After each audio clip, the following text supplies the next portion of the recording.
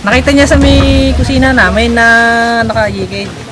Eh ngayon, nung sumunod yung nanay ko, biglang gumanyan, tumayo. Tapos nawala. Nung makita ko doon sa mitong ko, ako yung magluluto, ay kaya ko po nakita gumanyan. Sabi ko, ahas, ahas, ahas. Bumaksak siya, wayikid siya, papakayan. Tapos may butas doon, siguro siya doon dumaap, talikod doon sa may papaya. Na siya ay doon nakasakay sa may patpatlay sa may unan, na nakagaya siya. Pagsilip ng mga apo ko, gumanyan. Buti matapang yung pinsan. Oo, sumalubong na ganyan.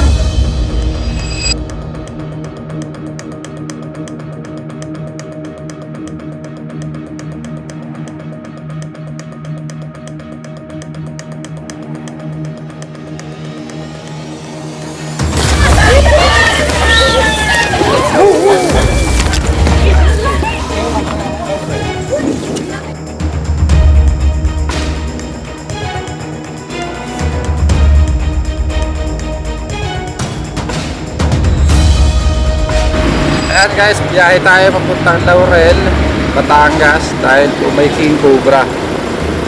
So ayun po ang misyon, kasama ko ang tropa. Samahan niyo po kami at kuhain po natin yung King Cobra. Tara guys.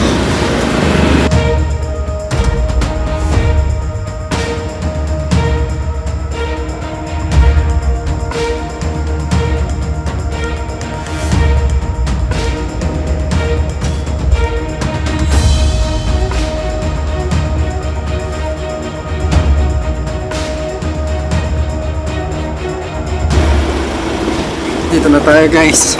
Stay cook. Talagyan. Bago din pala nito. Liblib yung lugar.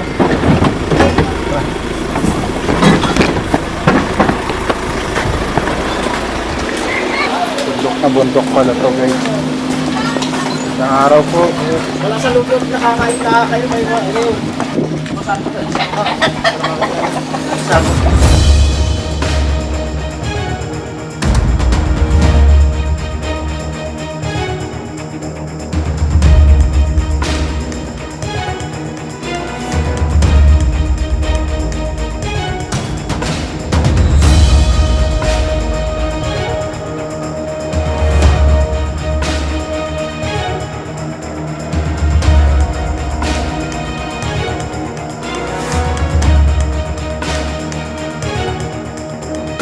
Na mga sandata. Box, yung mga singit-singit. Sisingitan ko. Sipin. Sige lang, kuha ko ito. Ba't wala ito?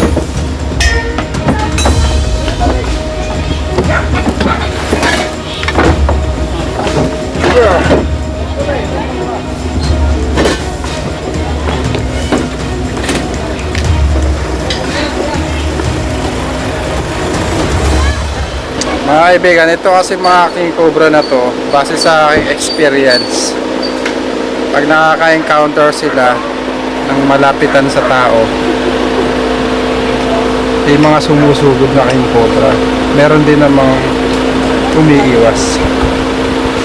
Kaya nangyayari, napatay nila. Minsan yung tao yung namapatay. So hindi po lahat ng King Cobra uma-attack para sa kanilang defense mechanism. Tigasan ako kayo, boss. San Pablo. Saan nakuha yung cobra? Saan nakuha? Hindi niya mas bahay na rin. Kayo ng bahay? Yan! Ewan mo, hindi ko kilala. Yung tatlong kubra. Tatlong cobra? Ahas na uli niya tatlo. Oo, napanood mo? Oo. Malaki, no? Tama sa. Bigyan mo siya sticker. May bigay tayo sticker.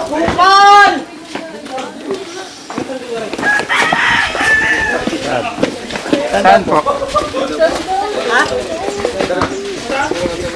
Yeah. Bahay niyo po yung pinasa ng King Cobra, kuya. Doon po sa loob ng bahay. Ay, lilis niyo na po yung bahay. Oo sir, ito po. Yung nalwas namin. Dalawat niyo na po. Wala na po kayo nakita, wala po mga butas. Wala naman po. Dahil po yun, ang sabi ng nanay ko, ano, umaga ba yun? Nakita niya sa may kusina namin na nakayikid. Eh ngayon, nung sumunod yung nanay ko, biglang gumanyan, tumayo. Tapos nawala. Eh ngayon, nung umuwi kami, nagtinda kami, may food cart. Pag uwi ko, naglinis kami sa kwarto. Dalawang patong yung nakaunan sa may, nakapatong sa may patong ng unan. Pag alis ko, nandun siya. Tapos nahuli nung kalugar nyo. Oo, hindi po namin kaya, tumawag din ako ng rescue. Sige, saan po kaya nang galing yung King Cobra? Baka may kasama pa. Yun nga po, may-ari pong dito sa likod. Sa likod. Tingnan po natin yung likod. Hindi mo sa likod. Nung makita ko doon sa mitong ko, ako yung magluluto, ay kaya ko po nakita gumanyan. Sabi ko, ahas, ahas, ahas. Bumagsak siya, wayikit siya papakayan. Tapos may butas daw, siguro siya doon dumaan, palikod doon sa may papaya. Yun. Yung pinaganohan niya. Tapos kagabi, ako nagbuba sa plato, umihinakit ang pusa sa bubong. Pinabol ng puta? Oo. Ay, siya dumaan sa sulok na yun eh. Dito sir. Ayan, Sige, diyan ko siya nakita. yung kalat pa. Doon sa may welcome bulong yun. Naka-ayikid siya. Doon sa may... Pumasok dito sa loob ng kwarto yung King Cobra. Opo. Yung nga rin po pinagtaka ko kung bakit siya nakarating din dyan. Plus life. Makakit din po kasi yun ng puno eh. Yun nga. Eh, sakto po. Pag Siguro angat to, ng doon una dumaan, na- doon sa puwang na yun, na siya ay doon nakasakay sa may patpat na sa may unan, na nakagaya siya. Pagsilip ng mga apo ko, gumanyan. Buti matapang yung pinsan. Oo, sumalubong na ganyan. Binatak ng aking apo sa buntot, Ang tagal po nakabitaw, kaya di yan napasuot sa ilalim ng katre, sa ilalim ng sumot sa durabak. Kaya nakalkal yung mga gawa, hinalit ng lawit. Di yan, ay di yan inipit. Tapos dinakot ng aking apo sa liig. Yun, nung maahuli, yun, dinala sa kanila. Eh baka po may kasama sa likod. Check na rin po natin. Opo. Sabi ko, apo, bayaan mo siya. Pag siya natuklaw, baka ikaw matuklaw. Problema namin, ay di kami naririnig. Sabi ko, bayaan mo natuto, baka ikaw matuklaw. Ay, ang dami ka naman ang mga apo, lahat ay naririnig. Nung lumabas nga din eh. Pati yung kuting, yun, tinuklaw daw. Saan na po yung kuting? Ayan. Yan pusa, yan. Sumuot diyan, tinuklaw yun. Yan. Yan talaga ang buhay nila. Yung King Cobra kasi, pag kumagat siya, nag-strike siya. Ay, di nung mailabas dito, yan, dinakot nga nung aking apo sa liig. Dalagalit din eh, ang haba, di ka ang haba. Tara dun. Ah, Sabihin ako sa inyo, tungkol sa pusa eh. Oo, kung yung siningning nakagat, ay patay yun.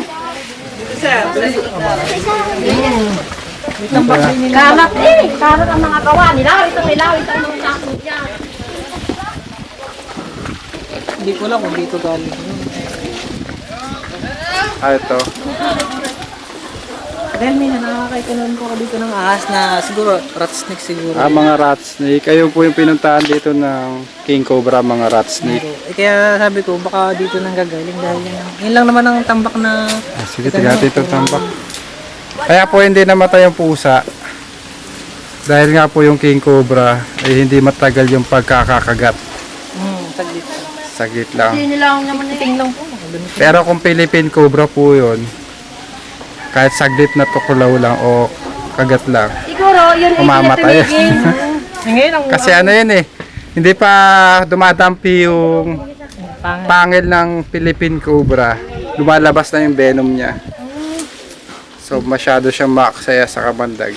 ang ginawa nga naman Sa King Cobra naman, pag kumagat siya, tsaka niya lang ilalabas lahat ng venom niya.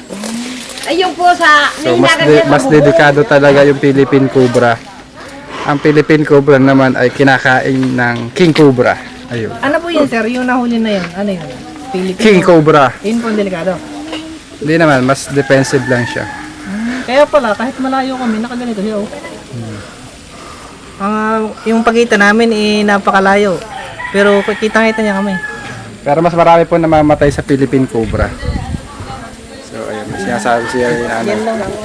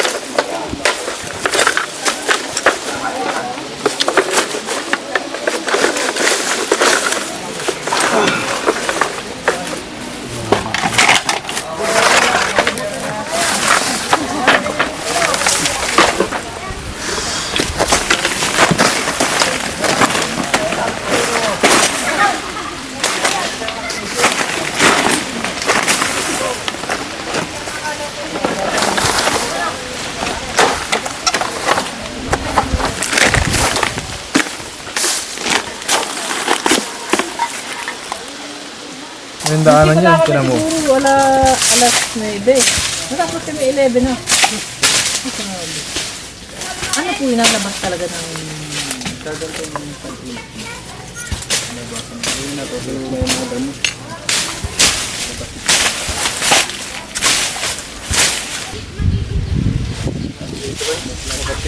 Kaya po yung nakahuli ko yan. Tatanasahin ko sa buhay, sabi ko dito na. Saan po yung kapatid mo? Paano po nahuli to? Sa loob ng bahay? Pumasok sa loob ng bahay. Katya! Katya! Hindi nila pinatay guys. Sinuli nila ng buhay. Oh, may patay na. So, yung mga bata, huwag niyo pong gagayahin.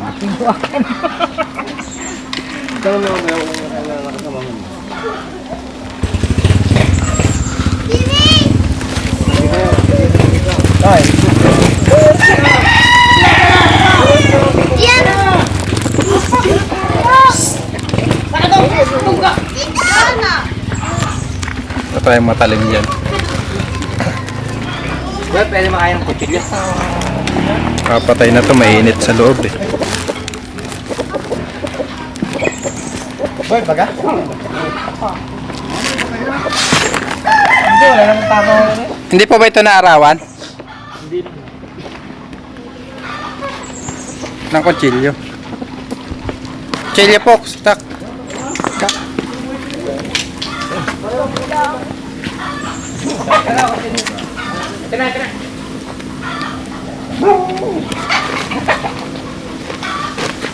Boy pa? Ay, boy pa, no? Supo kita ko sa lugar. Galit na yan.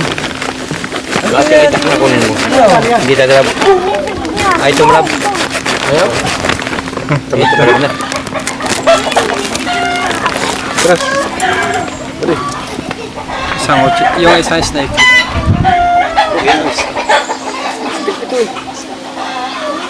Tabilisan to guys. Ganitong size. Ang buhay ko. Paganday pa din. Ayan na. 1, 2, 3! Sa ako pa pala?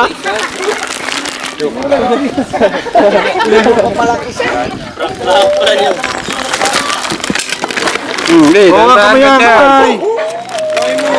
Panis ka dyan.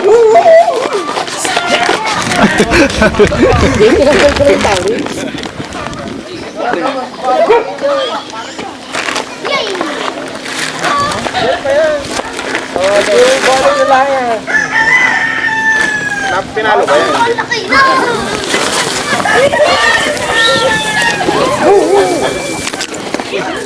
Dawin mo ako dyan sa video dyan.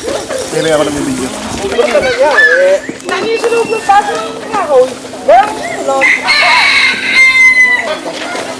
Kaya po siguro nakatawa, no?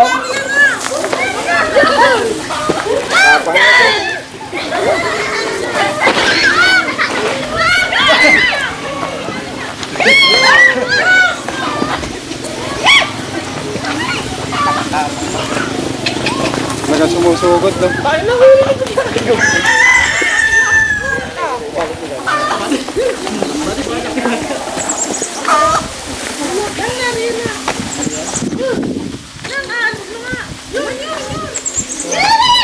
King Cobra. Put up. Baka may batok dyan. Baka may batok. Su.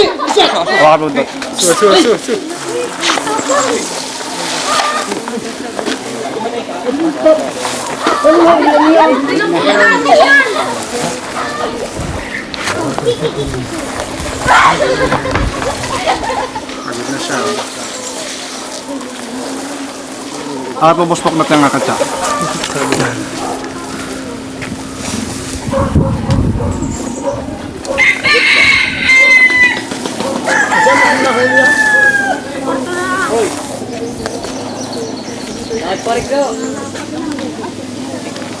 Dapat yun ang nangyayari na ngayon. Nakaanin pa lang daw ng may alis daw may Ano magkawin? Paako yan.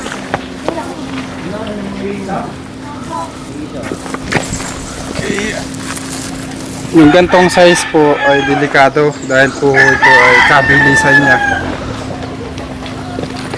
Sa loob po ito ng kwarto nakuha. Loob ng kwarto guys habang natutulog sila. Sino po nakawali nandiyan na? Kuya ay nakakuha. Sisto. Aray.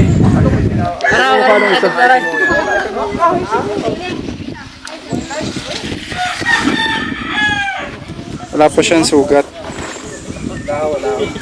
Hindi naman po siya nasugatan. Delikado po ito.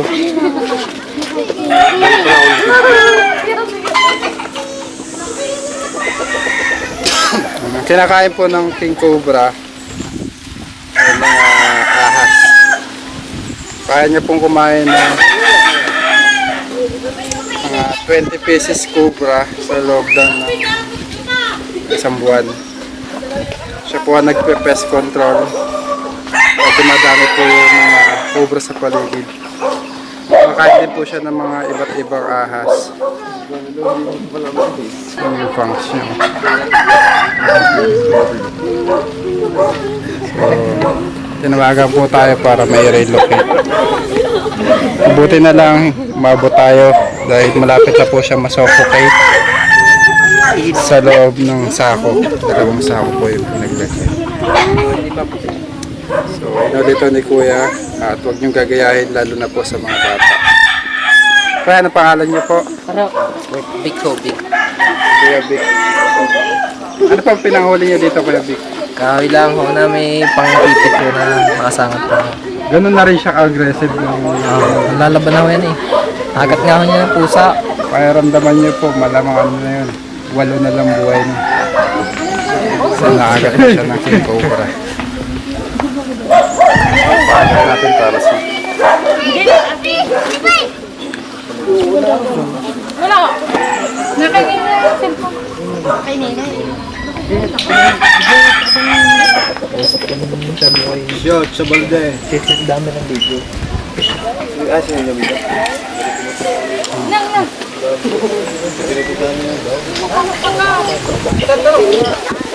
Ito pong tela para lang siya nakakumot.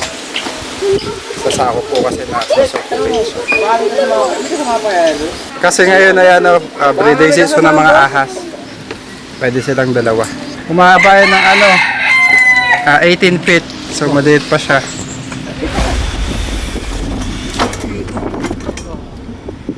Binigay po sa atin yung cobra. Para po may relocate natin sa lugar kung saan malayo sa kabiasnan. Dahil ang king cobra ay importante po sa ating kalikasan. Pag nawala ang mga king cobra, sisira po ang pag-balance, ang pagbuksa sa mga peste o dadami yung mga ibang species ng ahas kagaya ng Philippine cobra. Ayan po yung kahalagaan ng king cobra at ang kanyang kamandag ay ginagawa rin gamot sa mga depress. Si Tantan po ay depress.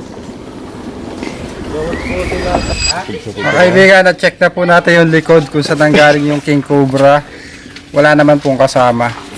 Napakadelikado po dahil dito sa lugar nila ay may natuklaw na at namatay dahil sa tuklaw po ng king cobra. Saan po natuklaw yun ay? Sa Doon sa paa? balakino. Ay, sa katawan. Katawan? Hindi na umabot po na ospital, hindi na. Bakit po hindi umabot malayo? Bibiyahe kami yung matanda hindi na nakagulap. Ilang taon na po yung natuklaw ng Ay, siguro mga 70 na yun. 70 na po. Kawawa din naman po. Malao na yung namatay. Dahil sa tuklaw ng king cobra namatay ano po. Mga kaibigan, lalabasan po ngayon ng mga king cobra. Dahil nga po yung kanilang habitat lumiliit na at malapit na po ang kanilang breeding season. At maghahanap sila ng mga pagkain at mapapangasawa. Kaya naliligaw po sila sa mga bahay-bahay. Yun yung pormero ko siyang makita doon sa may tungko. Kaya ko nga siya nakita, gumanyan. Tumayo. Sabi ko, inang ahas. Akala ko, ahoy na bumagsak na galing doon sa taasan. Ay pagbagsak, may drum, may walis. Nakaayikid siya ngayon, nakailang ayikid. Ayun, tapos ako'y tumakbong pababa. Ay tawag ko yung mga apo ko, pagbaba din eh. Naku, ay wala na, nawala na. Nakatakbo na. Tapos, paano po nakita ulit? Hindi na nga nakita, kagabi na lang nakita. Dalawa ng araw ang nakadaan. Yung paliguan, sabi ni Victor, doon na baka doon mula sa taas. Dahil nakita nila eh. Tapos din dumaan. Noong araw na yon. Dumaan din kay Arnel. Nang. Eh siguro, last na ano niya dito siya bumaba. Ay ko, yun ay talaga ay cobra na mangangagat. Ay di ba kaya kayo kinagat? Tumayo siya eh. Tumayo. Kaya kung nga nakita, akala ko ay ahoy na bumaba eh. Tapos gumayan. Ayun guys, kitang-kita nyo naman yung mga detalye at talagang kuwang-kuha ni nanay.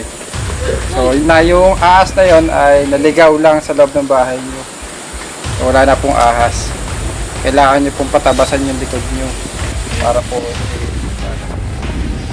ano na po tayo. Ano pangalan niyo po ulit, nanay? Dorotea. Bye-bye. Ay, anak ko si Raymond, kasama ko sa bahay. Bunso nyo. Hindi, sinunod ang anak ko. Alam na tayo, kuya. Maraming salamat. Boss, Salamat po. Maraming salamat sa inyo. Maraming salamat. Salamat ng maraming sa inyo.